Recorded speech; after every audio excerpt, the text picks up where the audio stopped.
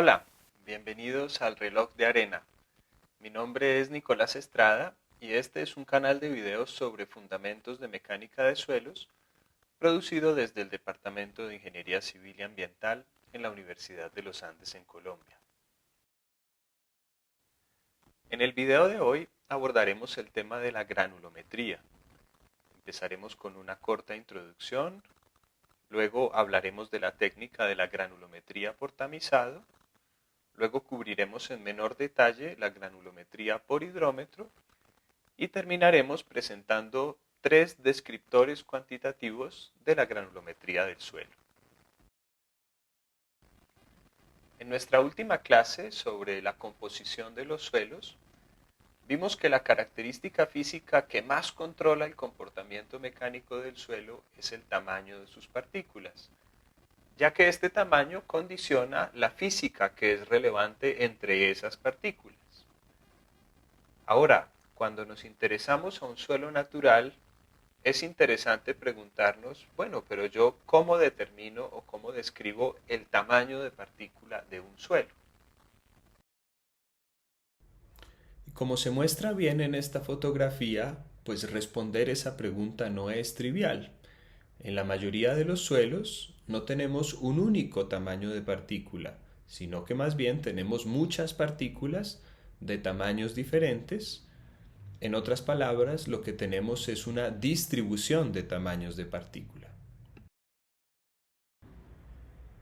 Bueno, y la propiedad que es objeto de esta clase, la granulometría, es justamente eso. Es una propiedad que describe esa distribución de tamaños de partícula que contiene un suelo. Para determinar la granulometría en el laboratorio, usualmente usamos dos técnicas. La primera de ellas es la granulometría por tamizado y es la técnica que usamos con los suelos gruesos, principalmente arenas y gravas.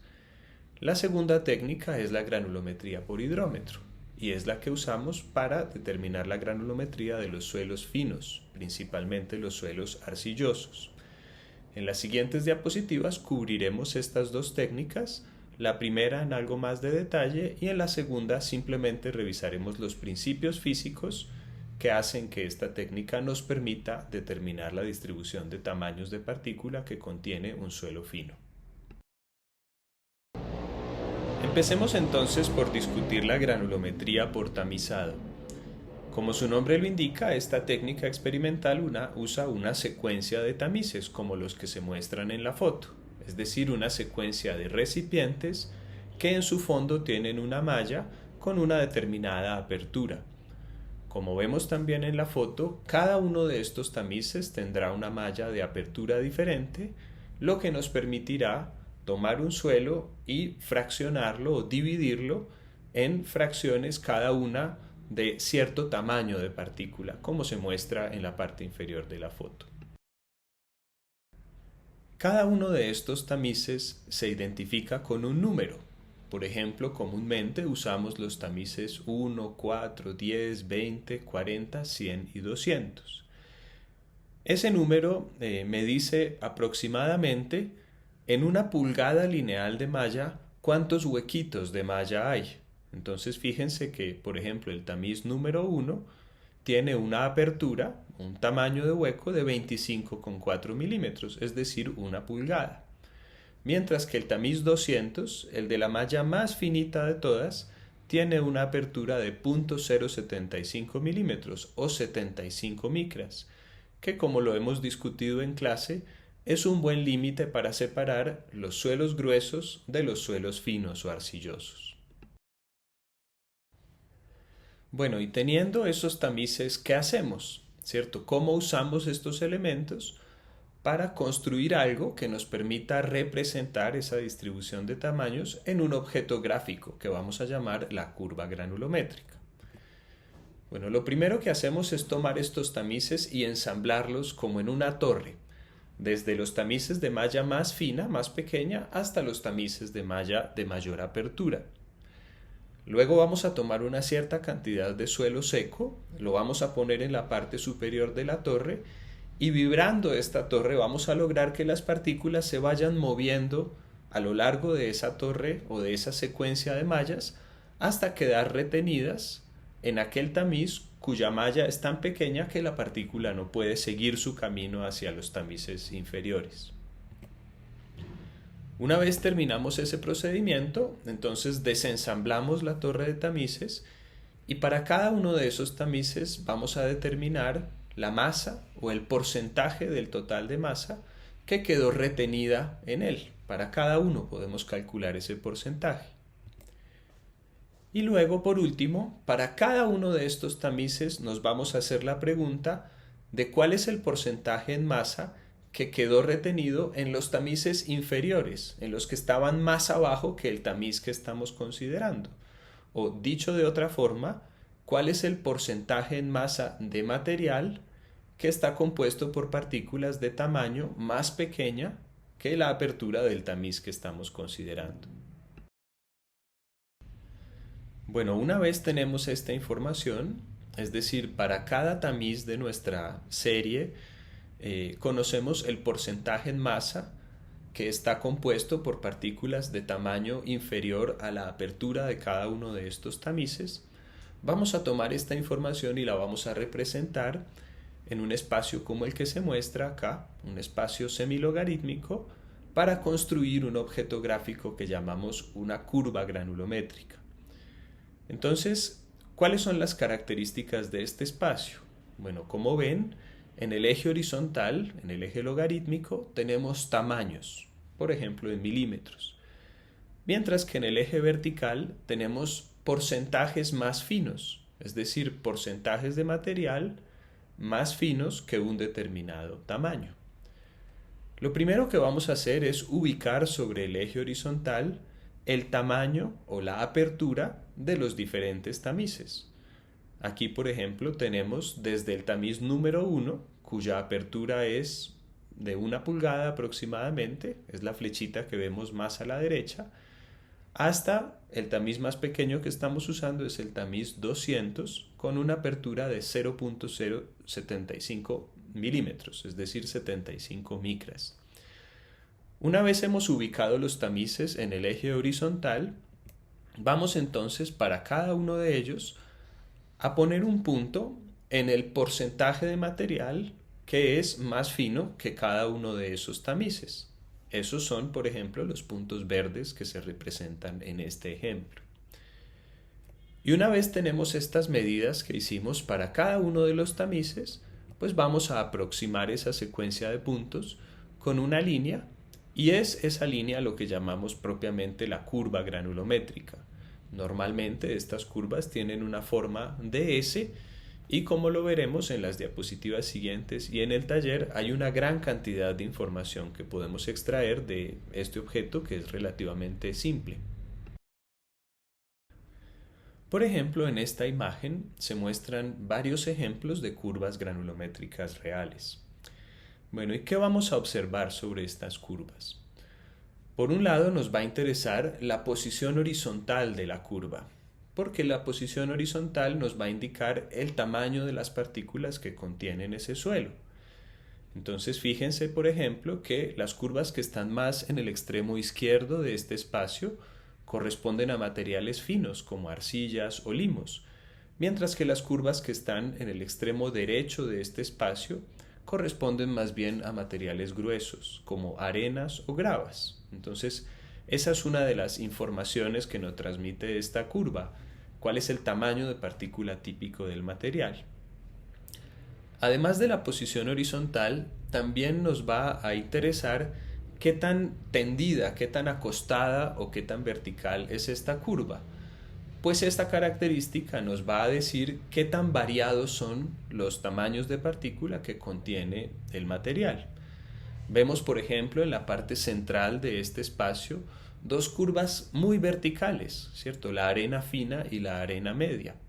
El hecho de que estas curvas sean muy verticales, lo que me quiere decir o lo que me indica es que la distribución de tamaños es muy uniforme. Es decir, el tamaño de las partículas que componen esas dos muestras de arena es muy parecido, ¿sí? Hay poca variación de tamaño. Pero por otro lado, vemos esta línea punteada que atraviesa casi todo el espacio. el espacio pues considerado en esta figura.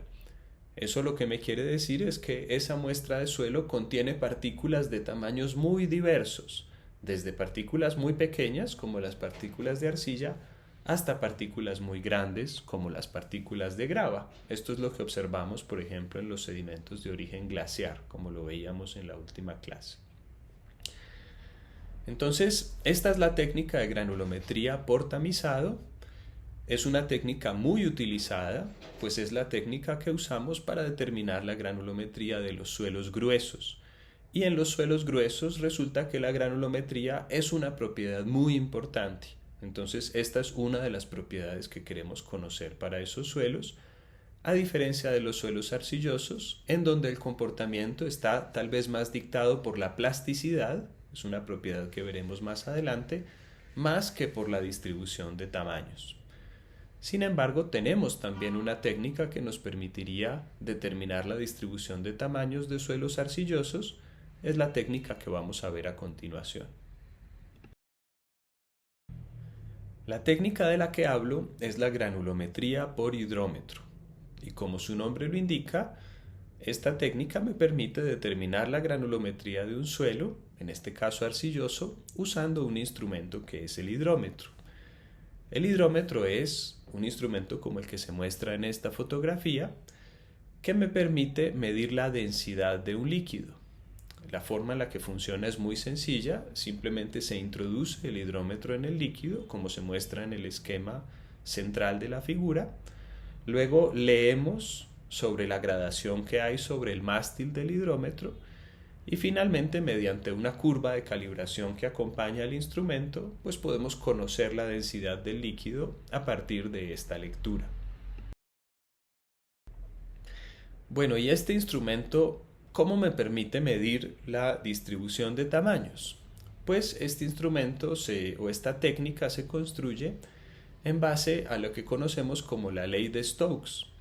La ley de Stokes es una expresión física que se muestra en esta ecuación que me permite calcular como la fuerza de arrastre, la fuerza que un líquido opone a un objeto que se está sedimentando en él. Esto es importante porque cuando tenemos un objeto que se está sedimentando en un líquido, tenemos de cierta forma la competencia entre dos fuerzas. Por un lado tenemos la fuerza del peso, que trata de hacer que la partícula baje, y por otro lado tenemos esta fuerza de Stokes que trata de frenar la partícula. Y entonces esta competencia entre estas dos fuerzas es la que va a determinar qué tan rápido o qué tan lentamente se sedimenta una partícula. Noten que estas dos fuerzas son como de naturaleza muy distinta. Por un lado, el peso depende del volumen, que varía con el cubo del tamaño de los objetos, mientras que la fuerza de arrastre, que depende de la interacción entre el líquido y el objeto, depende fundamentalmente de la superficie de la partícula, que varía con el cuadrado del tamaño del objeto. Entonces, a medida que las partículas se van haciendo más grandes, su peso crece más rápido que la fuerza de Stokes. El resultado de eso que acabo de explicar es lo que se muestra esquemáticamente en este video, y es que una partícula muy grande se sedimentará mucho más rápido que una partícula pequeña porque esa competencia entre esas dos fuerzas así lo dicta. Este es el principio que vamos a usar en el hidrómetro. Lo que vamos a hacer es observar cómo se sedimenta un suelo y a medida que va pasando ese proceso de sedimentación vamos a ir calculando la masa de suelo que está en suspensión y a partir de la ley de Stokes vamos a saber cuáles son las partículas que ya se deben haber sedimentado y cuál es el tamaño de partícula que todavía está en suspensión. El propósito de esta explicación no es contarles en detalle cómo funciona el hidrómetro, simplemente señalar el principio físico que hay tras su funcionamiento. El punto es entonces que cuando usamos el hidrómetro en un suelo pasa algo como lo que vemos en esta foto. Al principio tenemos todo el suelo fino en suspensión y la densidad del material medida con el hidrómetro es entonces muy alta. y luego a medida que pasa el tiempo, las partículas se van a ir sedimentando, primero las más grandes, luego las de tamaño intermedio y luego las más pequeñas, y esa medida de la densidad de este líquido en el tiempo, combinada con la ley de Stokes, nos va a permitir construir la curva granulométrica para la fracción de suelo que es de tamaño inferior a las 75 micras. Porque recuerden que el tamiz de malla más fina que tenemos es el tamiz número 200, cuya apertura es 0.075 milímetros o 75 micras. Bueno, como vimos, a partir de estas dos técnicas podemos construir entonces este objeto gráfico que llamamos la curva granulométrica. Y la curva granulométrica ya visualmente nos da una cantidad de información.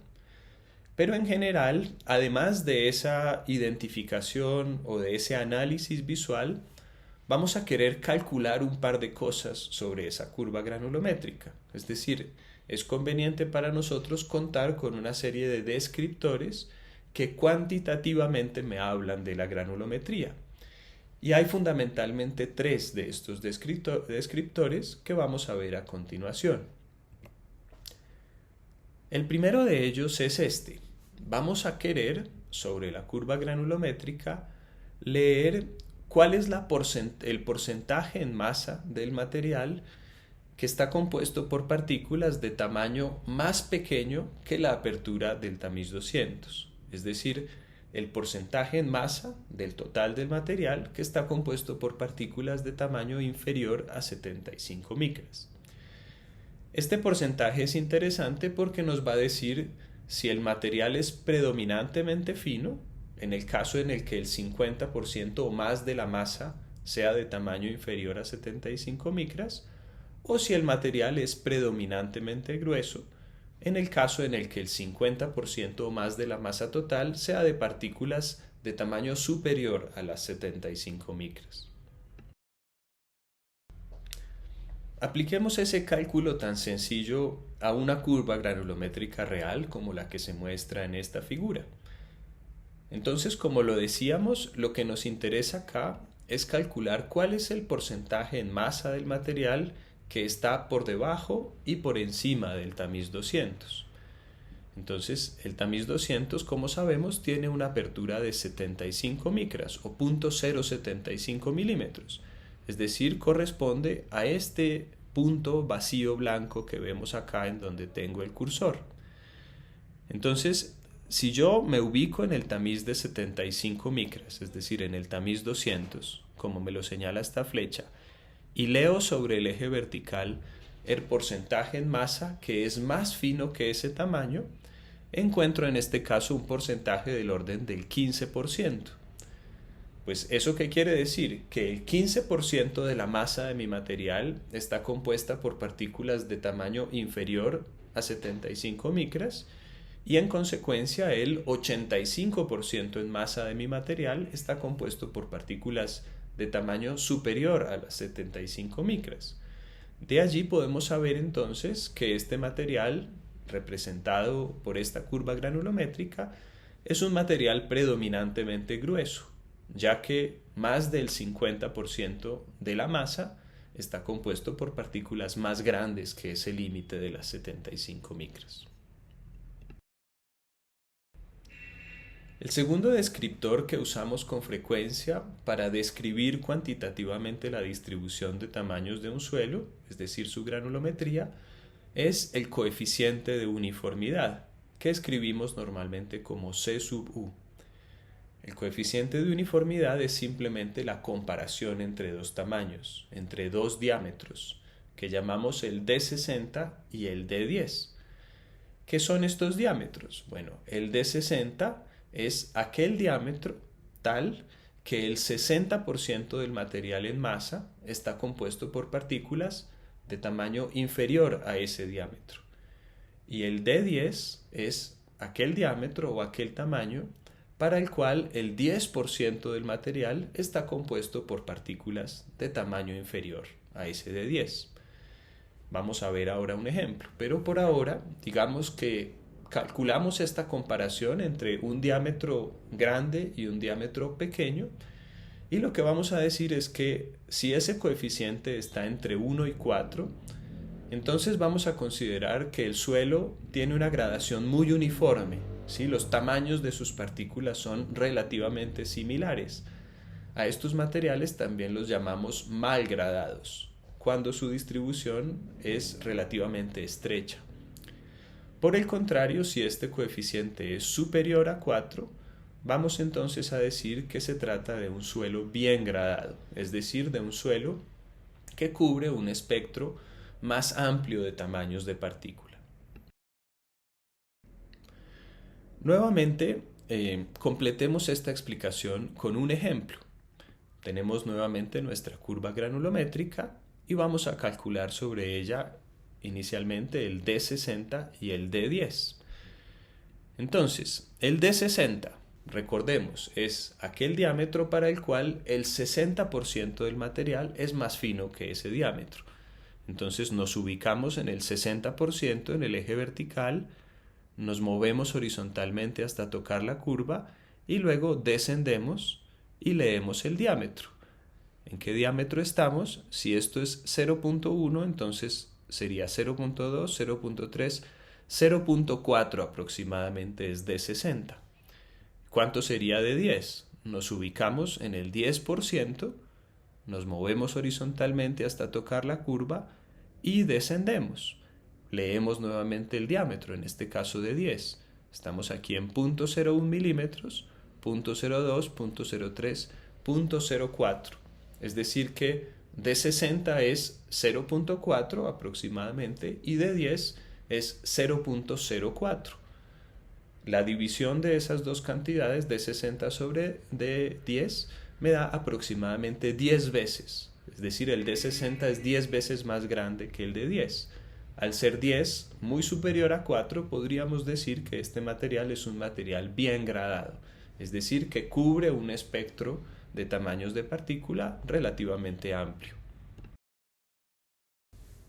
Y por último, el tercer indicador que vamos a usar para describir la curva granulométrica es el que llamamos coeficiente de curvatura o coeficiente de concavidad, que también va a ser adimensional como el coeficiente de uniformidad y que también vamos a calcular comparando varios diámetros. En este caso, lo que vamos a comparar es el diámetro de 30 elevado al cuadrado con la multiplicación entre D10 y D60. El significado de 30 podemos deducirlo ya, es aquel diámetro para el cual el 30% del material es más fino que ese diámetro. Bueno, ¿y cómo interpretamos el coeficiente de curvatura? Pues básicamente, si esta cantidad está entre 1 y 3, vamos a decir que la curva tiene una forma, ¿cierto? Una curvatura o una concavidad normal, habitual, como esas curvas en S que hemos estado viendo.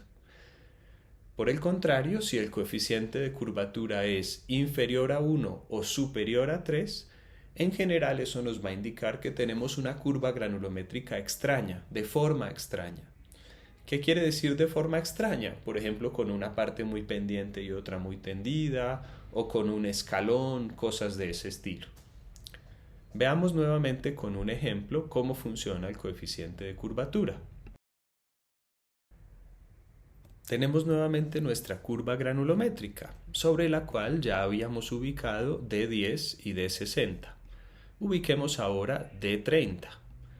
Entonces, igual que lo hicimos para los diámetros anteriores, en este caso nos ubicamos en el 30% sobre el eje vertical, nos movemos horizontalmente hasta tocar la curva y descendemos y leemos el diámetro, que en este caso es 0.2. Entonces el coeficiente de curvatura sería 0.2 al cuadrado dividido por 0.04 multiplicado por 0.4. Esa cantidad o esa operación nos da aproximadamente 2. Al estar 2 entre 1 y 3, entonces diríamos que esta curva tiene una curvatura típica, una curvatura normal, digamos, dentro de las curvas granulométricas, lo que no es sorprendente porque incluso visualmente vemos que tiene esa forma típica de S. Muchas gracias a todos por su atención. Espero que este video les haya sido útil. Chao.